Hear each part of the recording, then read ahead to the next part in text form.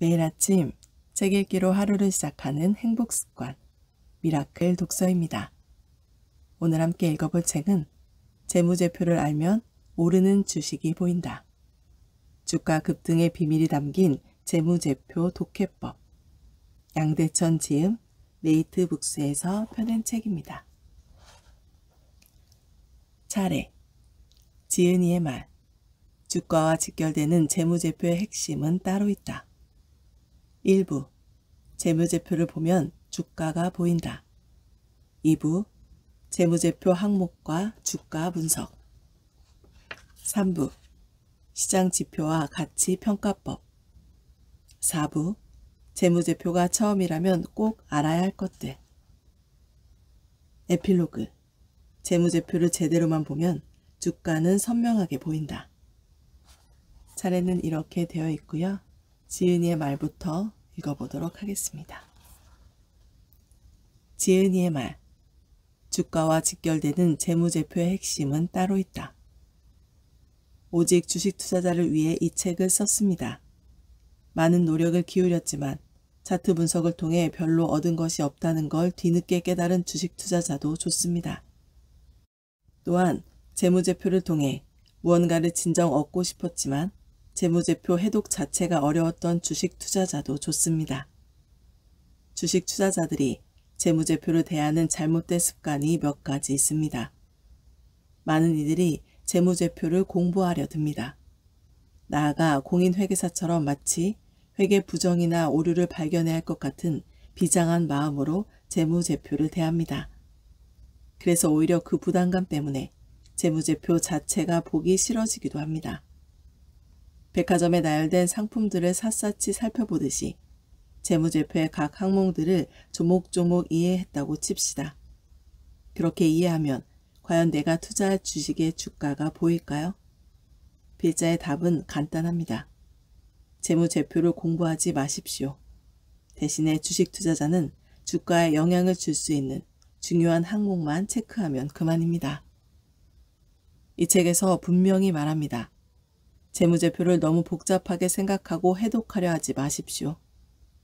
재무제표를 부담감만으로 접근해서는 어떤 것도 얻을 수 없고 되려 훌륭한 수익률을 걷어차게 됩니다. 필자가 제시하는 재무제표의 중요한 항목, 오직 주가에 직결되기 때문에 중요한 항목만 보면 됩니다. 다만 재무제표를 제대로 보는 절차와 방법이 있으니 이를 따라야 합니다. 그래서 재무제표, 이대로만 보면 주식 투자는 분명히 됩니다. 지금까지 그 누구도 주가 상승에 직결되는 재무제표 항목을 명확하게 제시하지 않았습니다. 그저 혼란스러운 시장 지표로 주식 투자자를 혼동시켜 왔습니다. 그래서 잘못된 시장 지표로 터무니없이 주가의 고평가와 저평가를 얘기하고 있습니다. 과연 PER과 PBR 같은 시장 지표가 주가를 정확히 말한다면 누가 주식 투자로 낭패를 볼까요? 주식 투자자는 알아야 합니다. PER과 PBR은 알기 쉬우면서도 그럴듯한 이야기일 수는 있어도 내가 가진 주식에 대한 어떤 진실도 알려주지 않습니다. 그렇지만 주가 상승을 말해주는 재무제표의 중요한 항목은 분명히 있습니다. 이 책을 통해 필자와 함께 기업의 주가 상승을 설명하는 확실한 실마리를 재무제표에서 찾아볼 것입니다. 단지 하나의 예를 들 것입니다. 이 책에서는 그 누구도 제대로 설명해내지 못한 현금 흐름의 주가 파괴력을 명백히 밝혀냈습니다.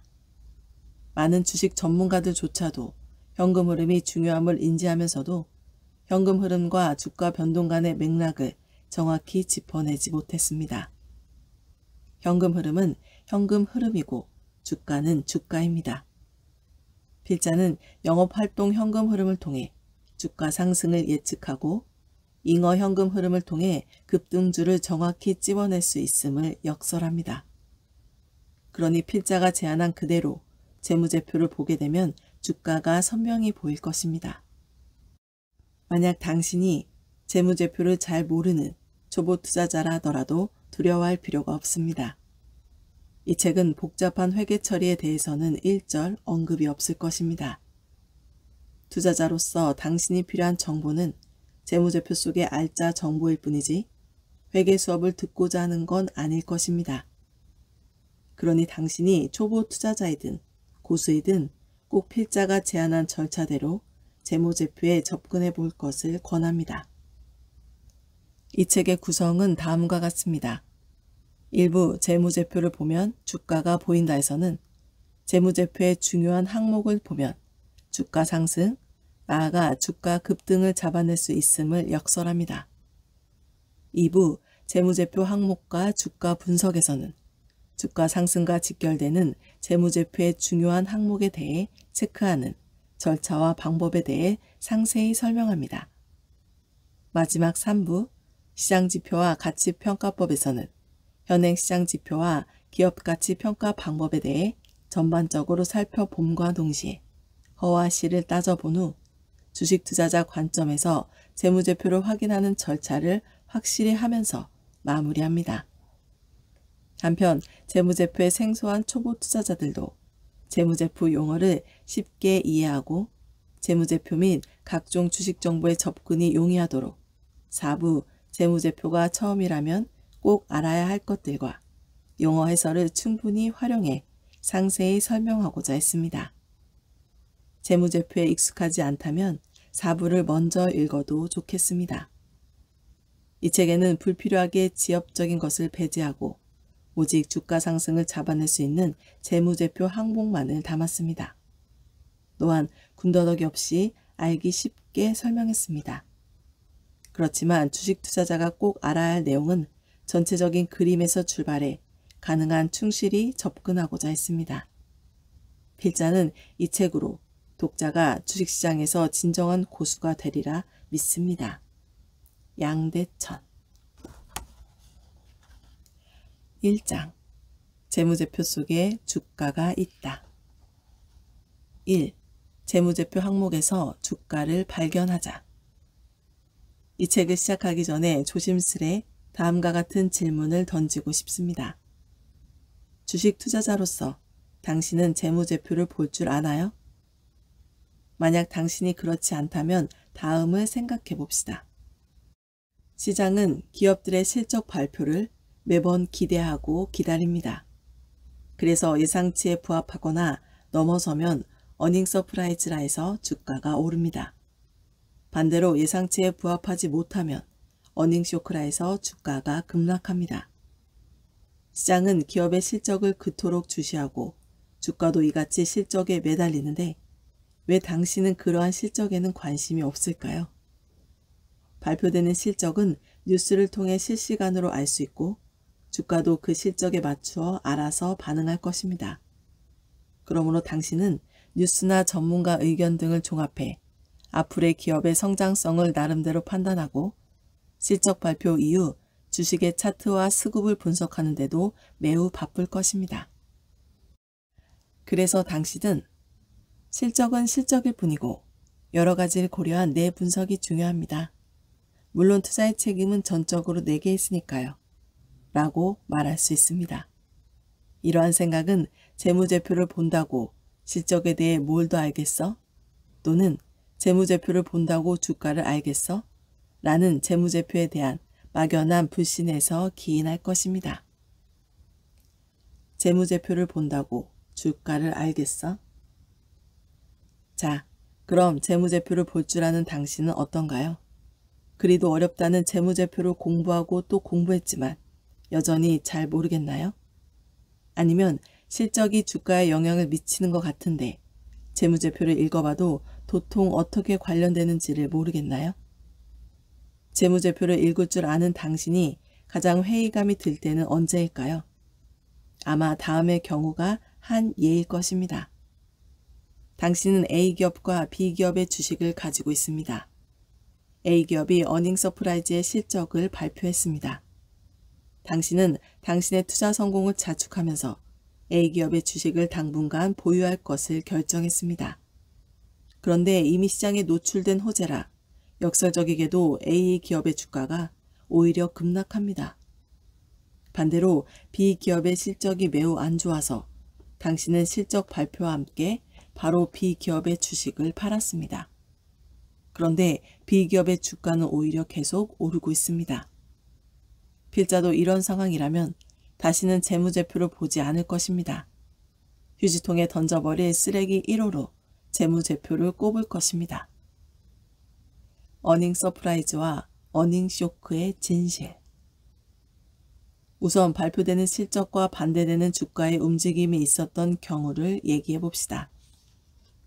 앞에서 A기업은 어닝 서프라이즈의 실적을 발표했는데 주가가 급락했습니다. 정말 이미 시장에 노출된 호재이기 때문에 더 이상 정보 가치가 없어서 그런 걸까요? 당신은 진실로 그 말을 믿나요? 이미 시장에 노출된 호재라는 해석은 그저 어떤 현상에 대한 그럴듯한 해석일 뿐입니다. 필자는 이 책을 통해 분명히 보여주고자 합니다. A기업의 재무제표를 체크해보면 어닝 서프라이즈가 아닐 수 있습니다. 당신이 믿기 힘들겠지만 주가와 직결되는 재무제표 항목을 체크해보면 A기업의 실적에 대한 진실이 아주 쉽게 보입니다. 한 예로 주식회사 다우데이터는 2019년에도 놀라운 매출 증가율, 영업이익 증가율 및 당기 순이익 증가율을 보였음에도 실적 발표 이후 무려 1년간 주가가 계속 하락해 반토막 났습니다. 과연 주식회사 다우데이터는 어닝 서프라이즈를 보여준 걸까요? 필자의 대답은 결코 아니다입니다. 반대로 B기업의 실적은 매우 안 좋은데 주가는 오히려 계속 오르고 있었습니다. 그렇다면 진정 B기업의 실적은 말 그대로 어닝 쇼크일까요?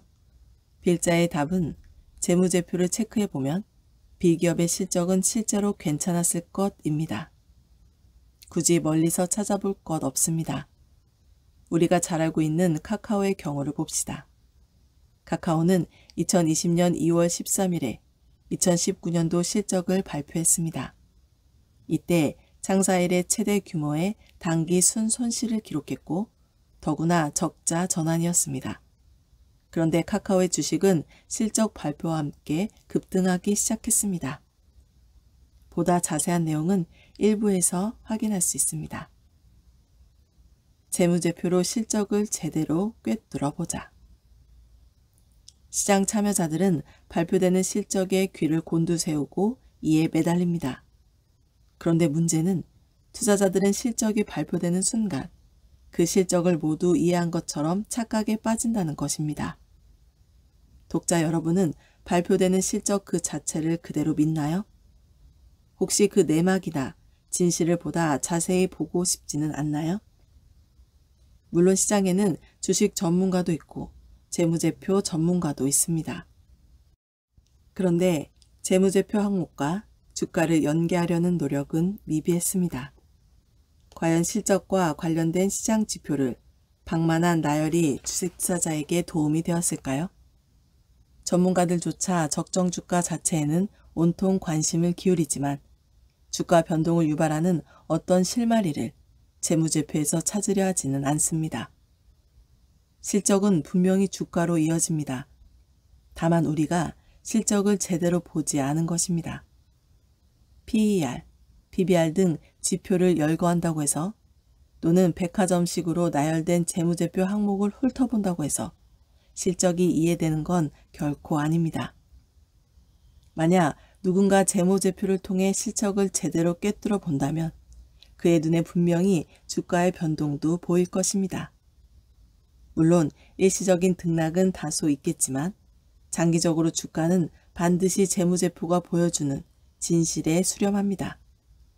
그래서 주식 투자자로서 우리는 주가 상승과 직결되는 재무제표의 중요한 항목에 온 집중을 다해야 합니다. 그래야 주가가 보입니다. 투자 안목과 소신도 재무제표로 키우자. 주식 투자에 성공하는 비결은 결코 안목과 소신으로 귀결됩니다. 이것은 주식 투자자라면 누구나 아는 진실일 것입니다. 그러나 주식 투자를 하다 보면 눈과 귀는 흐려지고 선택한 주식에 대한 믿음도 흔들립니다. 실시간으로 변화하는 증시 분위기에 흔들리고 시장과 주식을 보는 눈도 함께 흔들립니다. 왜 그럴까요? 기업의 재무제표를 정확히 모르기 때문입니다. 그러니 뚜렷한 기준과 시나리오도 없습니다. 우연한 기회로 확실한 수익률을 보답할 주식을 골랐다고 칩시다. 그렇지만 당신 스스로가 기업의 가치에 대해 무지하다면 시장의 요동을 견뎌낼 수가 없습니다. 자신만의 뚜렷한 기준과 확신이 없으므로 잔파도에도 마음이 요동치기 마련입니다. 그러니 뚜렷한 기준을 가지고 자신 스스로가 가치를 산정하는 시나리오가 있는 투자자가 되어야 합니다. 그러기 위해 두말할 필요 없이 재무제표를 보는 눈을 키워야 합니다. 물론 그 눈을 제대로 키워야 합니다. 당신이 초보 투자자든 고수이든 이 책을 통해 제대로 재무제표에 접근해 봅시다. 2. 주가의 많은 부분을 영업이익이 설명한다. 기업의 주가는 그 기업의 실적을 추종합니다. 즉, 실적이 좋으면 주가는 상승하고 실적이 나쁘면 주가도 하락합니다. 물론 단기적으로는 다른 요인에 의해서 주가가 지배될 수 있지만 장기적으로는 결국 주가는 실적을 추종합니다. 때론 주가가 실적보다 선행하는 것 같습니다. 하지만 그건 예상되는 실적에 따라 주가가 미리 반응한 것이기 때문에 결국 주가는 실적을 추종하는 셈입니다. 그럼 시장 참여자들이 가장 주시하는 기업의 실적은 무엇일까요? 그건 두말할 필요 없이 매출액, 영업이익, 당기 순이익입니다. 그 중에서도 주가와 직결되는 가장 중요한 재무제표 항목은 뭘까요? 손익계산서의 핵심은 영업이익이다. 주가의 많은 부분을 설명하는 부분이 바로 영업이익입니다. 영업이익은 손익계산서 항목 중에서도 단연 으뜸인 항목입니다. 차츰 왜 영업이익인지는 설명할 것인데 본절에서는 욕심내지 말고 영업이익에 대해 간단히 알아보고 영업이익의 힘에 대해 관찰하도록 합시다. 우선 손익계산서부터 간단히 짚어보고 그 다음 중요한 영업이익 지표와 주가와의 관계를 차츰 살펴보기로 합시다.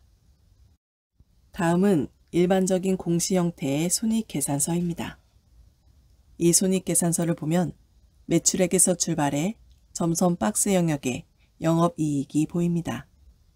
그 이후 영업 외 수익과 비용, 법인세 비용 등을 가감하면서 당기 순이익이 산정됩니다.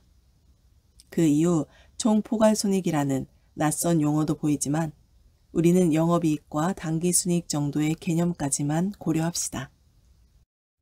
영업이익은 기업의 경상적 영업활동에서 발생한 손익으로 매년 유사한 패턴으로 발생하는 이익입니다. 반면 당기순이익은 영업이익뿐만 아니라 비경상적 영업의 활동에서 발생하는 영업 외 손익을 포함해 산정합니다. 영업이익은 지속적이므로 중요하다. 주식 투자자로서 어떤 기업의 가치를 가늠하기 위해서 가장 중요한 것이 무엇일까요? 그것은 한마디로 기업이 이익을 지속적으로 창출할 능력이 있는가입니다. 여기서 이익은 지속적 손익과 일시적 손익으로 구분됩니다. 지속적 손익은 당해 발생한 손익 항목이 차후에도 유사한 크기로 지속적으로 발생할 가능성이 높은 손익입니다. 반면 일시적 손익은 당해 발생한 손익 항목이 차후에도 유사한 크기로 발생할 가능성이 희박한 손익입니다. 이 손익계산서에서 원칙적으로 영업이익까지의 항목이 지속적 손익과 관련되고 영업이익의 아래 항목이 일시적 손익과 관련된다고 보면 됩니다. 우리가 이익의 지속적 창출 능력을 판단할 때 일시적 이익을 배제한 지속적 이익을 사용해야 합니다. 일시적 이익은 향후 지속적으로 발생할 성질이 아니므로 장기적 기업 가치에 미치는 영향은 미비하다고 볼 수 있습니다. 따라서 손익계산서에서 영업이익까지의 항목이 향후에도 지속적으로 발생할 성질이므로 이익 항목 중 영업이익이 가장 중요합니다. 주가와 직결되는 1순위 항목은 영업이익이다. 어떤 기업이 그 가치와 주가를 높이기 위해서는 무엇보다 영업이익을 지속적으로 창출할 수 있어야 합니다. 왜 그런지에 대해서는 차후에 논의하기로 하고 일단 다음의 명제를 받아들입시다. 기업 가치에서 중요한 것은 영업이익의 지속적 창출 능력이다. 이 명제에 따라 기업의 가치를 가늠하는 재무제표의 요소를 발굴해 봅시다. 1. 초과 영업이익의 지속적 창출 능력에서 초과 영업이익은 수익성을 의미합니다. 초과 영업이익은 동종기업의 평균적인 영업이익을 초과하는 영업이익을 말합니다. 정상적 수익률을 넘어서는 초과 이익률로 이론적으로 다소 복잡한 과정을 통해 산출해야 합니다. 어떤 기업이 초과 영업이익을 냈다는 것은 배타적 사업 우위를 가진다는 것입니다. 이러한 배타적 사업 우위는 높은 영업이익률로 나타납니다. 이론적으로는 영업이익에서 동종기업의 평균 영업이익을 차감한 초과 영업이익이 정확하지만 우리는 복잡한 절차를 생략하고 이에 대한 바로미터로 영업이익률을 사용할 수 있습니다. 2. 지속적 창출 능력은 이익의 정체를 말하는 게 아니고 이익의 성장을 의미합니다. 좀 복잡한 얘기지만 미래 이익은 할인율로 할인해야만 현재 가치가 됩니다. 따라서 미래에는 명목적 이익이 늘어나야만 실질적 이익이 유지되는 것입니다. 그래서 여기서 지속적은 분명히 성장성을 의미합니다. 이러한 영업이익의 지속성을 측정하는 바로미터는 영업이익 성장률을 쓸 수 있습니다. 요약하면 기업의 가치를 가늠하기 위해서는 재무제표의 항목 중 영업이익이 가장 중요하고 특히 수익성 지표인 영업이익률과 성장성 지표인 영업이익 성장률에 주목해야 합니다. 영업이익률과 영업이익 성장률이 말하는 것들. 이 책에서 차근히 설명해 나갈 내용이지만 영업이익률은 어떤 기업의 기본적인 주가 레벨을 말해주고 영업이익 성장률은 그 기업의 주가 상승을 말해줍니다. 여기서는 영업이익률과 영업이익 성장률이 보여주는 힘을 간략하게 관찰합니다. 주식회사 더존 비즈온의 사례를 살펴봅시다. 동사는 국내 세무회계용 ERP 분야에서 시장 점유율 1위 기업으로서 클라우드 사업과 그룹웨어라는 신사업이 고성장으로 이어지고 있습니다. 기업을 고객으로 하는 ERP, 클라우드 및 그룹웨어의 최강자 기업이라 볼 수 있습니다.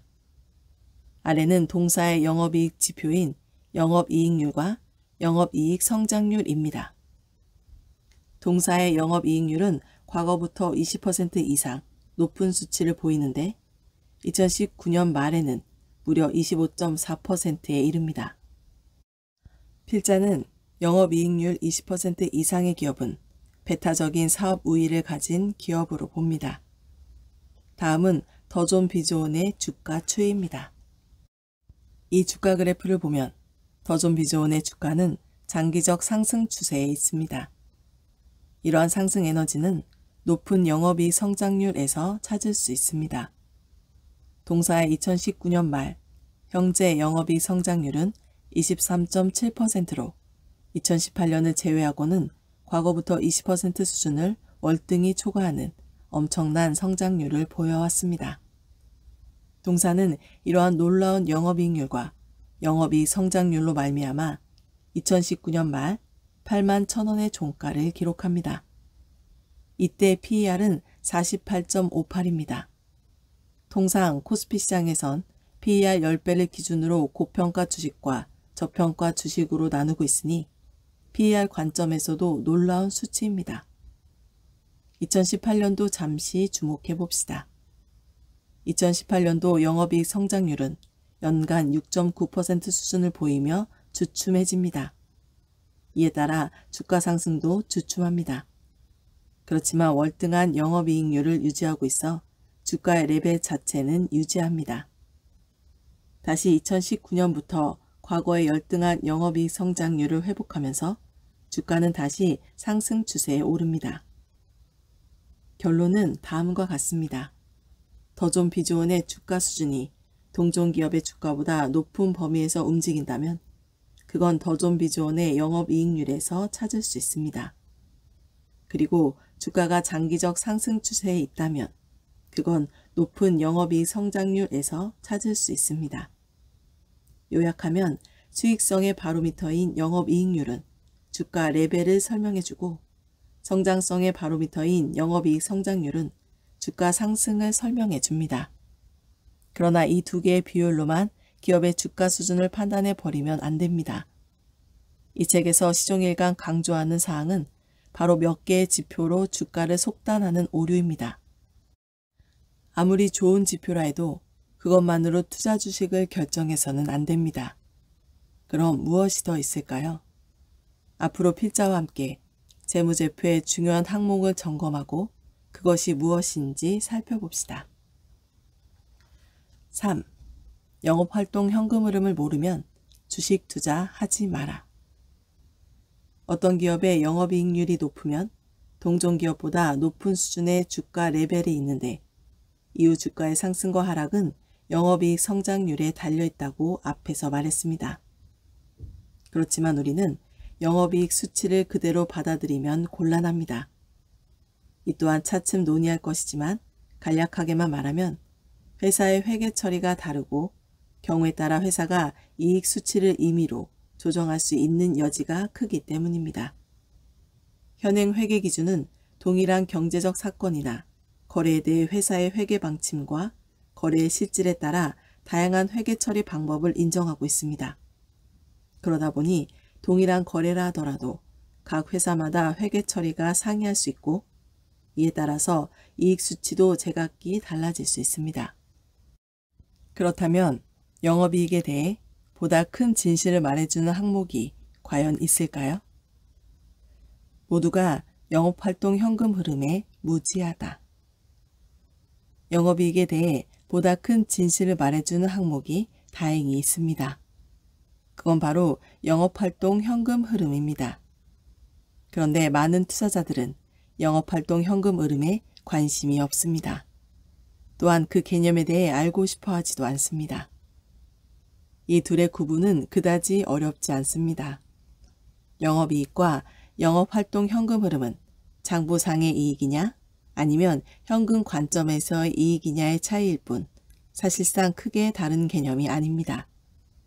장기적으로 볼 때 매기의 영업이익의 합은 결국 영업활동 현금 흐름의 합과 대개는 일치해야 합니다.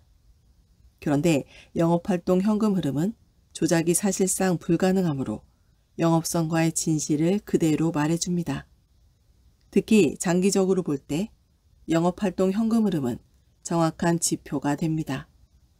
다시 말해 장기적으로 영업활동 현금 흐름이 성장하면 그건 분명히 영업성과가 좋아지는 것입니다.